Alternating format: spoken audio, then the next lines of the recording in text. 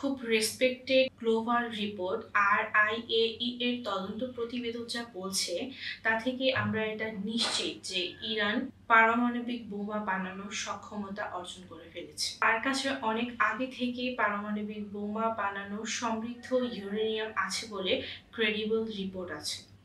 পারমাণবিক বোমা বানানোর জন্য প্রয়োজনীয় পরীক্ষাও ইতোমধ্যে সম্পন্ন করে ফেলেছে সে। সম্ভবত সে প্লুটোনিয়াম বোমা তৈরি করছে। IAEA এর রিপোর্ট যা বলছে তা থেকে আমরা বুঝতে পারি ইরানের কাছে যে পরিমাণে সমৃদ্ধ ইউরেনিয়াম আছে তা থেকে 9টি পারমাণবিক বোমা বানানো সম্ভব।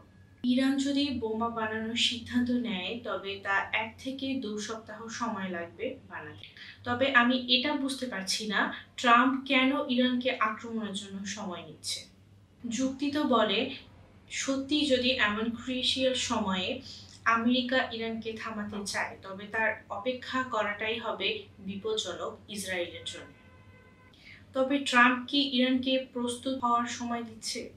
তবে ইরান যদি সত্যি পারমাণবিক বোমা বানিয়ে থাকে তবে সেটা দুনিয়াকে ধ্বংস করার জন্য নয়, বরং নিজেদের ধ্বংস প্রতিরোধ করার জন্য। এটা ধ্বংসের প্রতিশোধ না, অস্তিত্বের প্রতিরক্ষা। মাথা উঁচু করে দাঁড়িয়ে থাকো ইরান। তোমার এই দাঁড়িয়ে থাকার সাহস একটা পারমাণবিক বোমার থেকেও বেশি শক্তিশালী। তোমার পতন নয়, তোমার প্রতিরোধী হবে ইতিহাস। আর এই ইতিহাসে লেখা থাকবে একটি জাতি যখন নিজের আত্মমর্যাদাকে জড়িয়ে ধরে তখন পৃথিবীর সমস্ত মিসাইলও পারে না তার কণ্ঠকে রোধ করতে।